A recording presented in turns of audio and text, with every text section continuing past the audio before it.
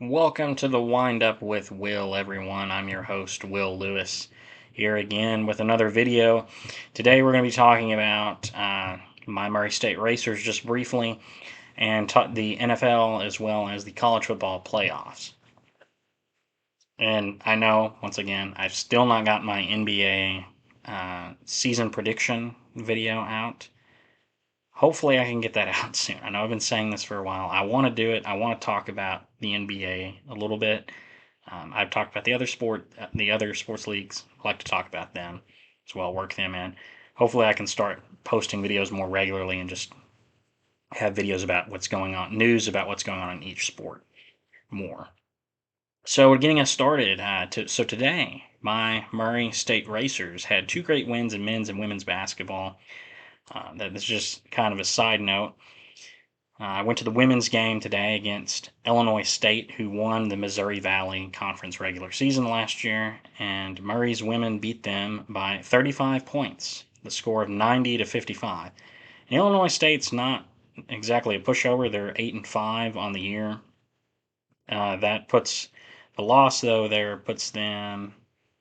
Where are they in the standings? That puts them at 1-2 in conference play, and they nearly beat Marquette, who was ranked 19th when they lost to them back on December 10th. They lost 62-64. So Illinois State is a good team.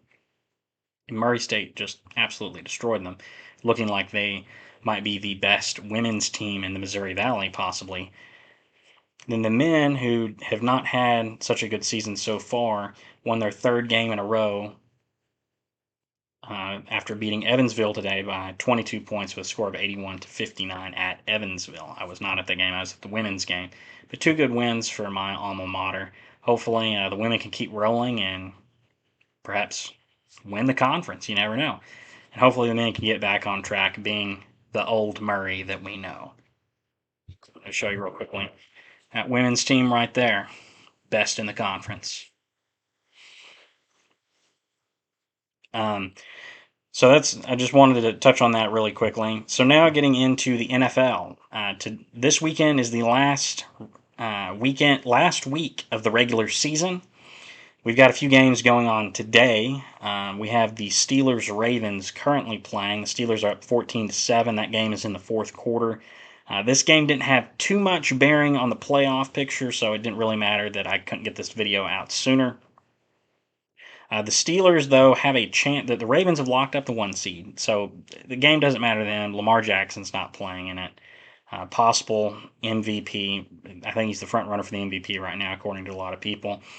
And you've got the Steelers, who are really trying to make the playoffs, and it's really miraculous that they even have a chance. They have no offense. The University of Iowa has almost more offense than this team, but the Steelers have a chance. So right now they're ninth overall in the AFC. They have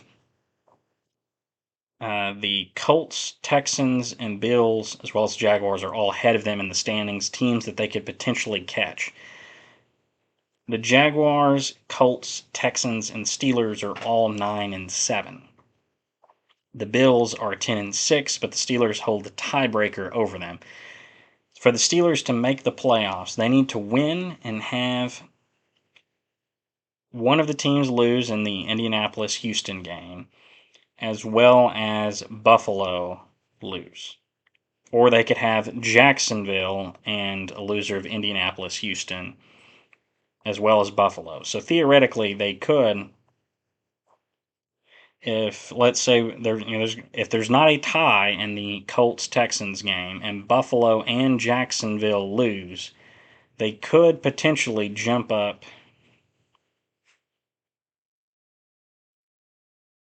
No, well, that wouldn't affect it either way. Either way, they're really playing for. They're more than likely playing for the seventh seed. Really, the only way they could get higher than that is if the Colts Texans tie and the Bills or Jaguars lose, or if both of them lose. Well, I guess it doesn't really matter. They just need one of them to lose. Um, yeah. Let me pull up I had the playoff scenarios pulled up a while ago. If I can get it back up. I had the Steelers here. Where are the Steelers? They need the Pittsburgh Steelers. They need a win plus a Buffalo loss, or they could have a win plus a Jacksonville loss or tie, a win plus a Colts Texans tie, or the Steelers tie plus a Jacksonville loss plus a Houston Colts doesn't end in a tie. Or they have a Jacksonville loss plus a Denver win plus a Houston Indianapolis doesn't end in a tie. But more than likely, what this is going to come down to is they really need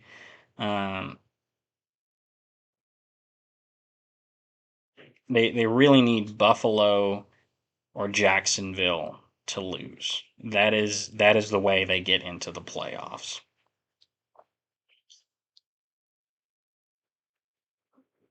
Because they have a tiebreaker over Buffalo. And Buffalo, if Buffalo loses and Pittsburgh wins, Buffalo will miss the playoffs. But if Buffalo wins, they could be the 2 seed. So the AFC playoff picture is just crazy. Jacksonville needs a win over the Titans last week of the year, which I think they will. I don't think the Titans really don't have anything to play for. I don't know if Will Levis will even play in that game. Possibly. Titans have nothing to play for other than some of the players trying to get bonuses on the year, like DeAndre Hopkins is a few receptions and a few yards away from getting some bonuses. So, like, obviously he's going to want to play and do well. But the Titans don't have anything as a season on the line, really, other than maybe just have a good win, feel good win at the end of the year, maybe spoil it for the Jaguars. But I don't really see that happening. The Jaguars have a lot to play for. Christian Kirk, their really good wide receiver, is probably coming off IR tomorrow to play in that game. So the Jaguars, I think, are going to win the South. They're going to win the AFC South. It's really going to come down to, does the Colts and Texans tie, or does Buffalo lose for Pittsburgh to gain? Because I think Pittsburgh's going to win. They're up 14-7 over the Ravens. The Ravens don't really have anything to play for in the game. They've locked up the 1 seed. So it's going to be interesting to see. I kind of think the Steelers are going to go 10-7 and miss the playoffs. I think that's what's going to happen. I kind of think Buffalo is going to end up beating Miami. They have the momentum kind of going their way at the moment. Miami's struggled at times over this past month, has shown some struggles. It looked like at one point they were really contenders for the 1 seed. They've struggled a little bit here. I kind of hope Miami wins. I'd like to see them be successful. I have a few friends that are Miami fans and see a different team win the division instead of Buffalo. But I kind of think Buffalo is going to win this game. I think momentum's carrying their way, and Josh Allen really should be in the MVP conversations, not really getting a ton of love. He leads the NFL with 42 total touchdowns, 27 rushing, 27 passing, and 15 rushing touchdowns. Really should be in the MVP conversation. If Buffalo wins and gets the 2 seed, I think you could make a strong argument that Josh Allen maybe should be the MVP.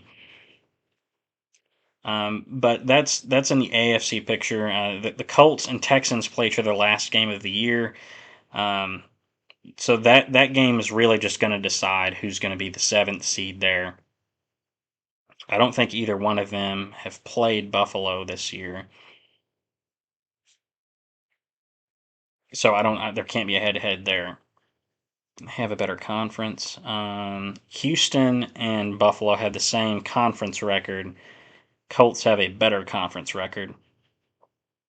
So the Colts could theoretically move up. I guess either one of them could move up. Well, really, I guess the Colts could move up to. No, either team could move up higher than Buffalo if Buffalo loses.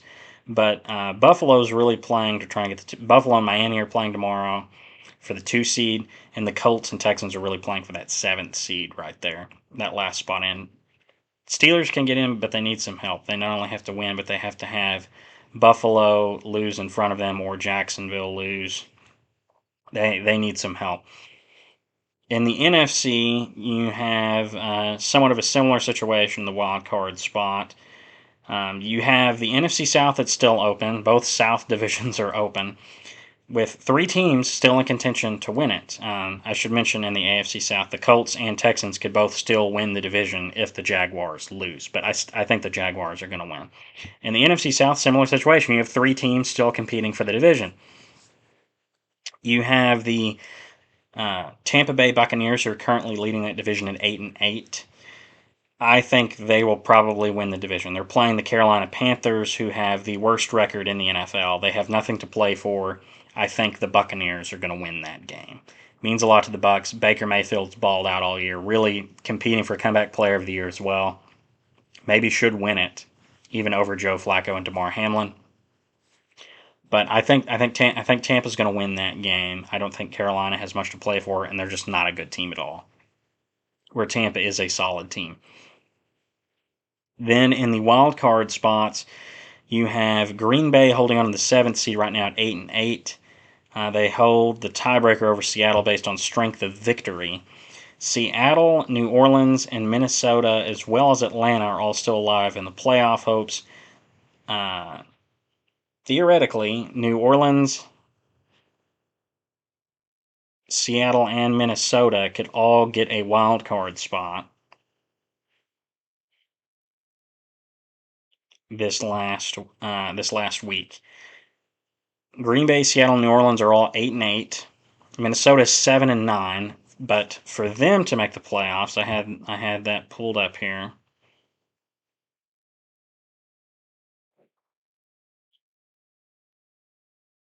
Oh, I thought I did.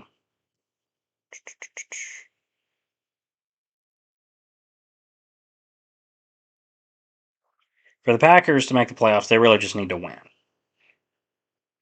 Or they can have Seattle and New Orleans lose, as well as a tie with Minnesota. The Falcons, the only way they make the playoffs is if they beat the Saints. Seattle, what did I say? The Vikings, to make the playoffs, they need to beat Green Bay. I'm just going through the teams here instead of trying to look at the standings. So you got the 49ers who've clinched the 1 seed. The Cowboys and Eagles are still competing for the 2 seed in the NFC. The Cowboys and Eagles are tied on record, but the Cowboys hold the tiebreaker based on conference record.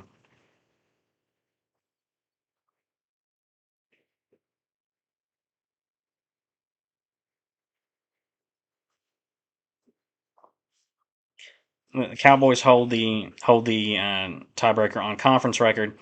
If they win the last game of the year and the Eagles lose, or even if the Eagles win, it doesn't matter. As long as the Cowboys win, they win the division because they hold the tiebreaker after the Eagles lost to the Cardinals last week. And that's what the Eagles did not need to do, is lose to the Cardinals. They've struggled really this past month. But they do have, them and the Cowboys both have playoff spots locked up. So they're not going to miss the playoffs, but they're really competing for that division. The Cowboys play the Washington football team, Commanders, Redskins, whatever you want to call them. They play them the last week of the year. It's probably going to be an easy win for the Cowboys. The Eagles play the Giants, also probably an easy win for them, even though they did kind of struggle against them earlier at home, and it's at MetLife. I really thought this would probably be the game where it was determined who wins that division, because I figured the Giants would probably play them closer than the Cardinals, but I just kind of had a feeling that the Eagles were probably going to find a way to lose a game down the stretch and get the Cowboys to win, just solely from the fact that there's not been a repeat champion in the NFC East in like 20 years. So it's just how the cookie crumbles. Now we've got Detroit's locked up their division. For Tampa to make the playoffs, they just need to win. If they win, they win the division. The Eagles, either the Eagles or Cowboys, is going to be the top wild card spot. Whoever, if the Cowboys lose, if both teams lose, the Cowboys and Eagles lose, Eagles will still be the top wild card. Cowboys just need to win. If the Cowboys win, they're the division winner. Eagles are probably going to be the top wild card there. The Rams have locked up the sixth seed wild card. Oh, they locked up a wild card spot. I guess they could fall if the Packers or someone else wins. But to make the playoffs for the other teams, I'm sorry, I've been rambling on here. The Packers need to win to get. If they win, they're in. The Vikings, they need to win. Since they're 7-9, they need a win plus a Green Bay loss. Yeah, the Vikings play the Lions last week of the year. The Packers play the Bears. Just double checking that. The Minnesota to get in, they need to win plus a Green Bay loss plus a Seattle loss plus a Tampa Bay loss, or they need a Minnesota win. They need to win plus a Green Bay loss plus a Seattle loss plus a New Orleans loss. So they need three other teams to lose in front of them for them to make the playoffs. Slim chances, but they still have a chance. So you're telling me there's a chance. That's what they have. New Orleans Saints to make the playoffs, they need a win plus a Tampa Bay loss, or they need a tie plus a Tampa Bay loss to make the playoffs. That's their way to clinch the division. They could still make the playoff. They could still be a wild card team if they win, plus a Seattle loss or tie, plus a Green Bay loss or tie, or New Orleans ties plus a Seattle loss plus a Green Bay loss. Seattle can still make the playoffs if they win, plus a Green Bay loss or tie, or they tie plus a Green Bay loss plus a Tampa Bay loss or tie, or they tie plus a Green Bay loss plus a New Orleans loss or tie. So they really need two teams to lose in front of them plus a win, more than likely for them to make the playoffs. I don't really see ties happening last week. I think there's too much on the line. Teams are going to go for the wins if they have a chance. Atlanta is still in the playoff hunt. They need a win plus a Tampa Bay loss, but I don't see that happening. So this is how I think it's going to happen. I've rambled on for a few minutes now. I think Jacksonville's going to beat the Titans and lock up the 4 seed in the East, in the AFC. They're going to win the AFC South and be the 4 seed in the AFC. I think the Bills are probably going to beat Miami in a very close game and win that division. I think the Colts are going to beat the Texans and be the 7th seed, and the Steelers are going to go 10-7 and miss the playoffs and start a conversation of people saying, well, the playoffs need to be expanded again, which needs to immediately be shut down. In the NFC, I think the Cowboys are going to win the last game of the year over Washington. Washington's not that good of a team. Dallas wants to win the division, have home field. They're a dangerous team at home. They're going to play to win. I think Philadelphia is also going to win, but it's not going to mean anything because the Cowboys hold the tiebreaker. Tampa Bay, I think, is going to win over Carolina and lock up the 4 seed in the NFC. I think you're going to have Philly locking up the 5 seed. Well, I guess it's already technically locked up in a way. The Rams are going to be the 6th seed, and I see the Packers winning over the Bears to hold on to the 7th seed. I think Seattle and New Orleans will also both win to be 9-8, just like Green Bay, but they're not going. They don't have the tiebreaker that Green Bay does, head-to-head over both of them. Well, they beat Seattle in strength of victory, and they beat New Orleans on best win percentage of conference games. But they hold the tiebreaker over them, so I think Green Bay is going to get in. They're going to beat the Bears last game of the year to get in. Now, talking about the NFL, or talking about the MVP conversation just briefly, I know a lot of people have Lamar Jackson as the front runner. As I said in my last video, I would not vote for him for MVP just from the fact that there's so many quarterbacks that have better statistics than him. And also, Brock Purdy also has his team as the 1 seed in his conference with far better stats and is not getting quite the love that Lamar is. Now, mind you, Brock Purdy has far better offensive weapons around him than Lamar. Christian McCaffrey, who's also an MVP candidate, Deebo Samuel, Brandon Ayuk, George Kittle, and he has a great defense as well. Lamar has Zay Flowers, who's good. Mark Andrews is injured, but has been a good tight end. Gus Edwards is a good running back, not a great one. And he does have a good head coach and a good defense. So Lamar does have that going for him. And he doesn't have quite the weapons that Brock Purdy does. So I understand maybe the argument him over Brock.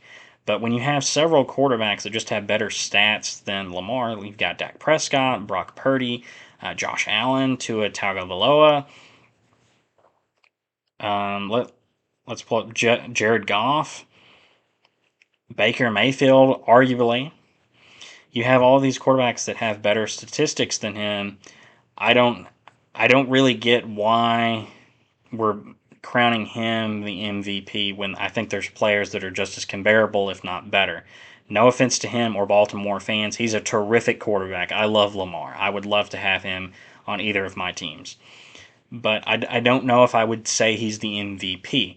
I think he's definitely in the conversation, but there's like 5 or 6 guys that are in the conversation. Josh Allen, I think would be a good candidate that I think needs to get more love. He leads the NFL in total touchdowns. He has 27 passing and 15 rushing. I think he should be in the conversation. He has 42 total touchdowns on the year. No one else has that many. Um, to me, he would maybe be my pick. To me, it might be between him and Christian McCaffrey. If I had to vote, I would vote for Christian McCaffrey. Since going to the 49ers, he's completely changed that team, led them to playing the NFC title game last year. Phenomenal at receiving and rushing. He's just changed that team in a way where it just didn't seem to matter who was a quarterback. Brock Purdy, I know, has emerged to be a good quarterback, but since being traded to them, he's been phenomenal for that team. I think he would be the MVP for me. I think he's the best player on a team that who got the number one seed in their conference. So I would pick him. I think Dak Prescott's also, you got to have him in the conversation just because of his stats. But if you watch the games, he's the Cowboys clearly stat pad in some of those games because they're up big and they just continue to throw the ball. And they have him drop back like he's Patrick Mahomes all the time. And don't get me wrong, I don't think Dak is a horrible quarterback, but he's also not a great quarterback. And we've also had a ton of injuries to other quarterbacks this year. Now, that's obviously not an excuse to say, well, hey, all those injuries happen. That's unfair to Dak to say he can't be in the MVP conversation. Obviously, he's going to be because of his stats. He leads the NFL in passing touchdowns right now. He's up there in yards, doesn't have a ton of turnovers, but he does have one of the most talented teams around him, a top 5 defense in the league, arguably top 3 defense in the league. Got arguably the greatest wide receiver in the league, has a good running back, has one of the best offensive lines, best defensive coordinator in the game. He plays on a great team, and they completely destroy inferior competition. But when they've played teams comparable to them in terms of record and greatness, they tend to struggle, and Dak tends to struggle as well. So I don't know. I would not give him an MVP vote.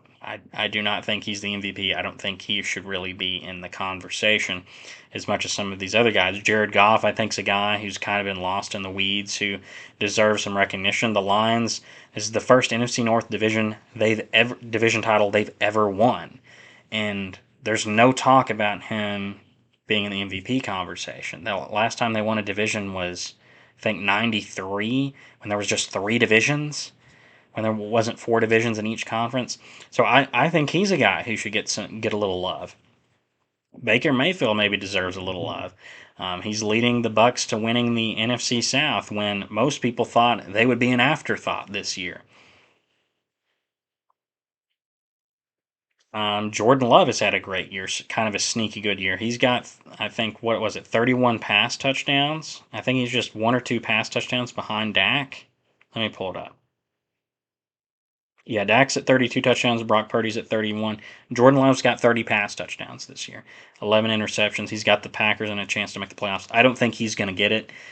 I would probably not vote for him either, but he deserves to be in consideration. Jalen Hurts. I know the Eagles have struggled recently, and people are partly blaming him, but he's got 15 rush touchdowns on the year and 23 pass touchdowns, gives him a total of 38 touchdowns on the year. Josh Allen, again, has had a great year, and Christian McCaffrey. If I had to vote, I would vote Christian McCaffrey, Josh Allen, 2, and I don't know, either Lamar or Tua for 3. And there's a lot of players. This has been a more wide open MVP race than in previous years. Um, But it's unfortunate to me that Christian McCaffrey's had the year that he has, and he's probably going to finish like fifth or sixth in the MVP voting because it's literally just become a quarterback award, unfortunately. But that's what I think. I think Lamar will probably win it.